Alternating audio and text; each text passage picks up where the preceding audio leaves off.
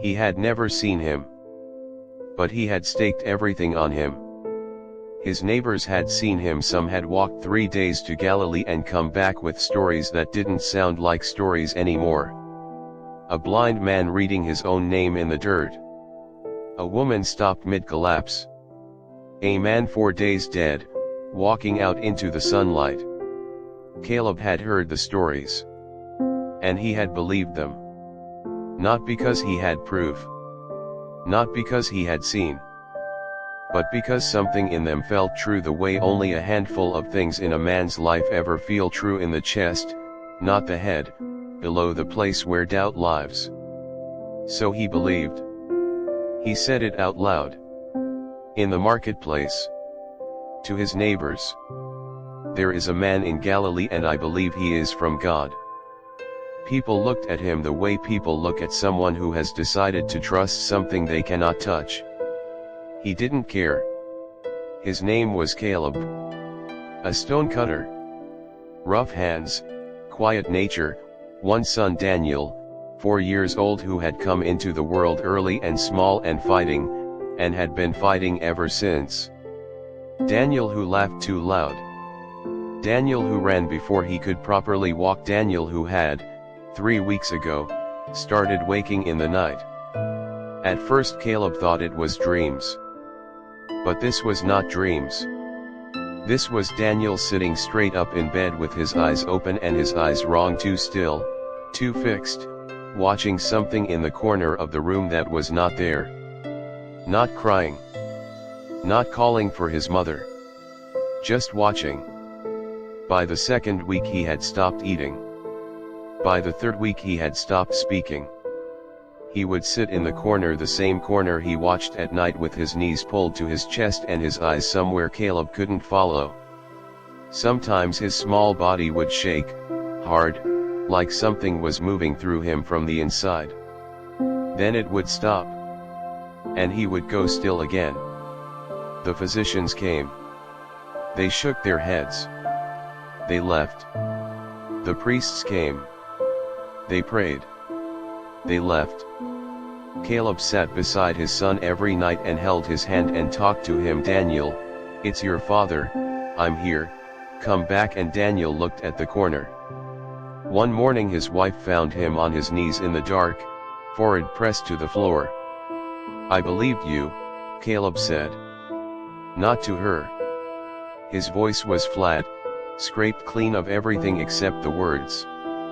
I believed when I had no reason to. I told everyone. I staked my name on it. He lifted his head. And my son is dying in the next room. The house was very quiet. From the corner the sound of Daniel's breathing. Shallow. Too fast. Caleb stood up. He made a decision. He carried Daniel himself. His wife begged him to use the cart. He said no. He wrapped Daniel in his own cloak. The boy was too light now, the weight of a child and not enough of it, and he lifted him and walked. 14 miles. He didn't stop. People on the road moved aside. Something in his face made them move aside. Not grief. Grief was familiar. This was something older. A man walking toward the only thing left. By the time he reached the crowd outside Capernaum, his arms were shaking and Daniel hadn't moved, eyes open, pointed at the sky, watching something no one else could see. Caleb pushed through the crowd. People tried to stop him. He didn't stop. He came through the edge of the crowd and there he was, the rabbi, standing with his back turned, speaking to someone Caleb couldn't see, and Caleb walked until he was close enough, and then he said, in the voice of a man who has nothing left to lose, turn around. The rabbi turned. He looked at Caleb. Then at Daniel. Then back at Caleb. You came far, he said. 14 miles. You carried him the whole way. Yes. The rabbi looked at Daniel again. Something moved across his face, not surprise, not pity. Something more specific. Lay him down, he said. Here. Caleb knelt and laid Daniel on the ground. The boy's eyes stayed open. Still wrong. Still watching the corner that wasn't there. Caleb stood. And the thing he had been holding for 3 weeks, the thing behind his sternum like a stone, came out.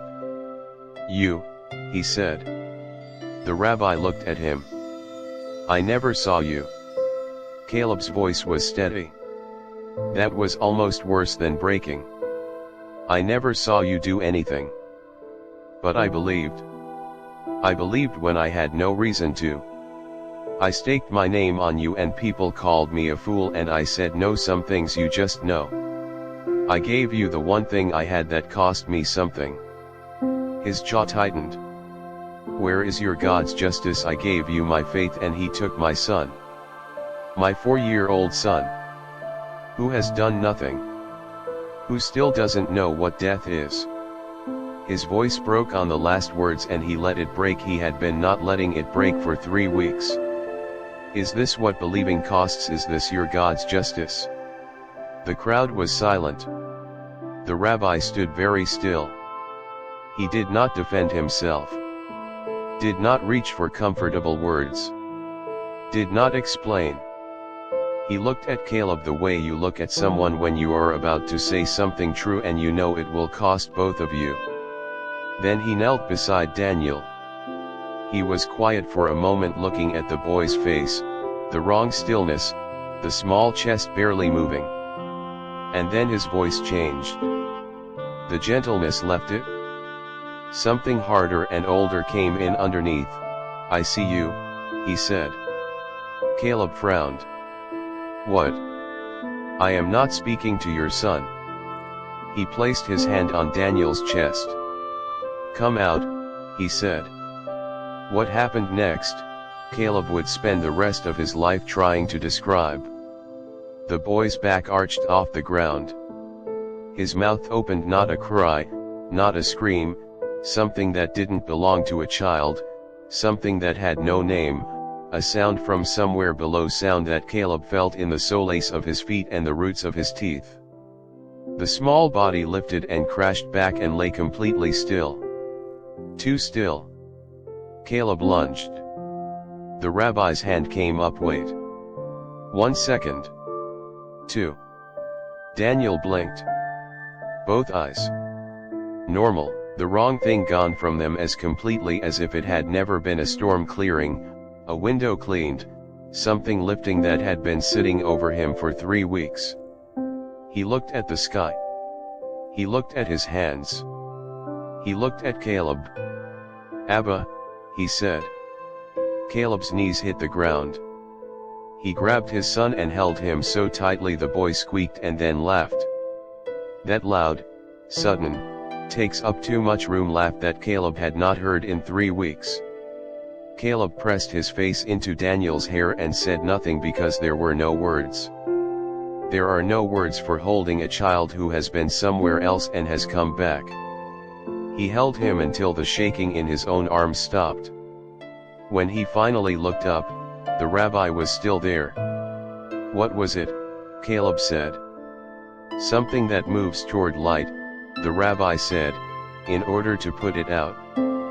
He looked at Daniel, now examining his own fingers with the complete focus of a 4-year-old, and then back at Caleb.